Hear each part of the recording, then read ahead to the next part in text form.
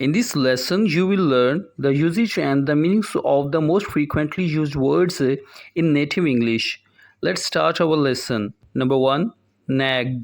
To keep complaining to someone about his behavior or keep asking them to do something. To keep complaining to someone about his behavior or keep asking them to do something. For example, they nagged their son to study hard. Stop nagging, I'll never play cards with him. She has been nagging to paint the wall. Our next meaning of nag is be continuously irritating, painful, or worrying to. Be continuously irritating, painful, or worrying to. For example, a feeling of loss is nagging at her. Doubts about the project nagged me all evening. Number 2. Fling. To throw someone or something somewhere. To throw someone or something somewhere. When you throw someone or something with force because you are angry, for example, Barry flings a book through the window. The window's flung open. The wrestler flings him to the ground.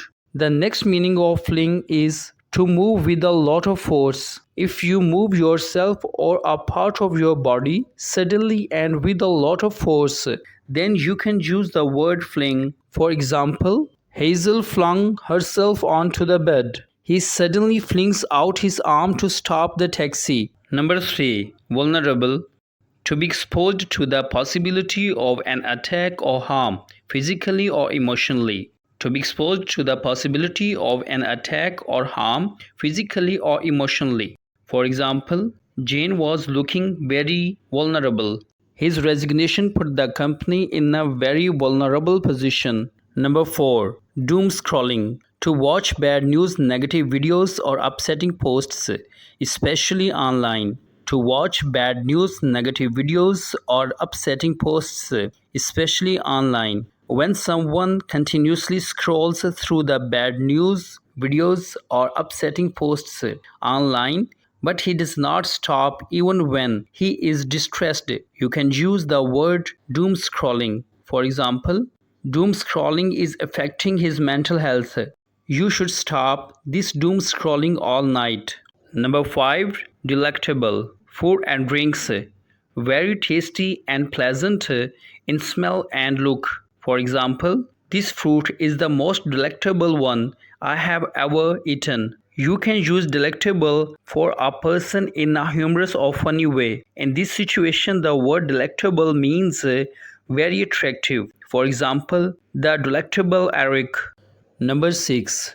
Doppelganger. Someone's doppelganger is another person who looks exactly like them. For example, I think I saw my doppelganger. Julia looks exactly like Molly. She is her doppelganger. Number 7. Deter. To make someone decide not to do something or continue doing something. To make someone decide not to do something or continue doing something.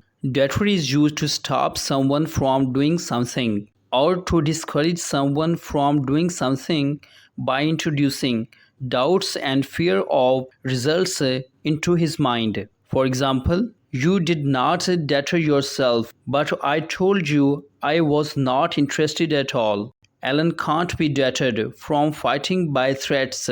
Number 8. Phase. To make someone feel confused or shocked so they don't know what to do.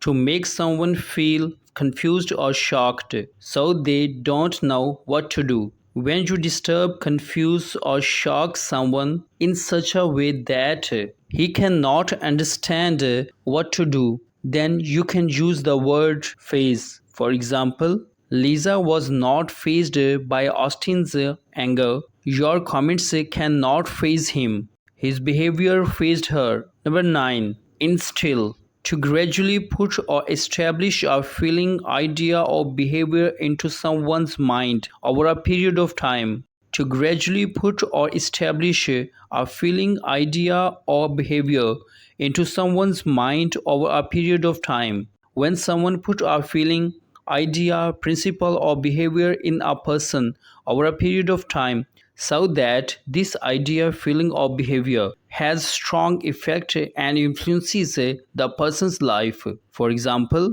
Peter is instilling a love of reading in his son. High standards of life his father had instilled into his mind. Second meaning of instill is to put or inject into something in the form of liquid drops. To put or inject into something in the form of liquid drops. For example, the doctor told how to instill the eye drops. Number 10. Reparation. To give something to somebody or do something for him in order to show that you feel sorry for the suffering that you have caused.